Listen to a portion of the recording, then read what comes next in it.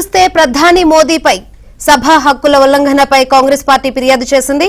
కాంగ్రెస్ నేత రాహుల్ గాంధీపై కేంద్ర మంత్రి అనురాగ్ ఠాకూర్ వ్యాఖ్యల్ని సమర్థిస్తూ ప్రధాని ట్వీట్ చేయడంపై కాంగ్రెస్ పార్టీ తీవ్ర అభ్యంతరం వ్యక్తం చేసింది. ఇదే అంశంలో ప్రధాని మోదీపై సభా హక్కుల ఉల్లంఘన కింద ఫిర్యాదు చేసింది.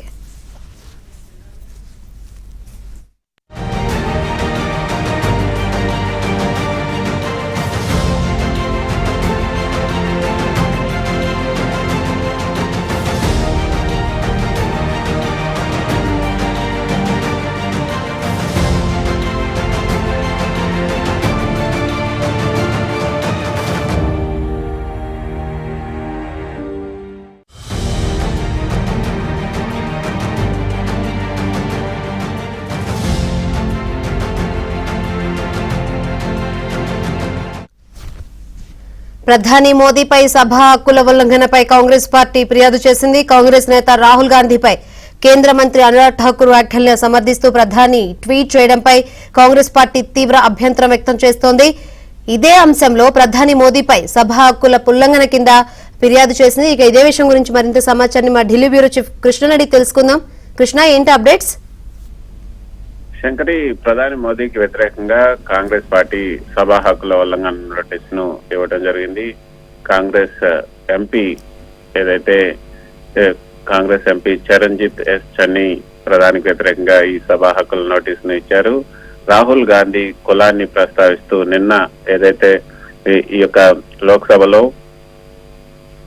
లోక్సభలో ఈ బడ్జెట్ సందర్భంగా అనురాగ్ ఠాకూర్, మాజీ మంత్రి బీజేపీ ఎంపీ అనురాగ్ ఠాకూర్ మాట్లాడుతూ రాహుల్ గాంధీ ఏ కులమో తెలియదు, కానీ ఆయన కుల విభజన చేయాలంటున్నారు అంటూ ఆయన చేసినటువంటి వ్యాఖ్యలు తీవ్ర వివాదాస్పదమయ్యాయి. ఆ వ్యాఖ్యలను ఆ తర్వాత స్పీకర్ ఓం బిర్లా సభ ఈ యొక్క నోటీసుల నుంచి తొలగించడం జరిగింది. వాటిని రికార్డుల నుంచి తొలగించినటువంటి ఆ వ్యాఖ్యలను యథాతథంగా ప్రధాని మోదీ తన ట్విట్టర్ హ్యాండిల్లో యథాతథంగా పోస్ట్ చేయడం జరిగింది. అయితే స్పీకర్ తొలగించినటువంటి వ్యాఖ్యలను ప్రధాని మోదీ తన ట్వీట్ లో పేర్కొనడాన్ని కాంగ్రెస్ పార్టీ తప్పుపట్టింది. ఆ విధంగా ట్వీట్ చేయడం కారణంగా అనురాగ్ చేసినటువంటి వ్యాఖ్యలు ఏవైతున్నాయో వాటిని ప్రధాని మోదీ కూడా సమర్థించినట్లయింది. అంతేకాకుండా లోక్సభ ప్రవర్తన నియమావళి 222 కింద ప్రధాని పైన చర్యలు తీసుకోవాల్సినటువంటి అవసరం ఉంది అంటూ కాంగ్రెస్ పార్టీ డిమాండ్ చేసింది. ఆ మేరకు ఈ రోజు హౌస్ లో ప్రశ్నోత్తరాల సమయంలో కూడా కాంగ్రెస్ ఎంపీలంతా నిరసన వ్యక్తం చేశారు. అందుకు సుమారు గంట పాటు హౌస్ ను స్తంభింపజేశారు. హౌస్ కూడా వాయిదా పడింది. ఆ తర్వాత లోక్సభ ముందు ఈ యొక్క కాంగ్రెస్ ఎంపీలంతా కూడా నిరసన అదేవిధంగా ధర్నా కూడా చేశారు.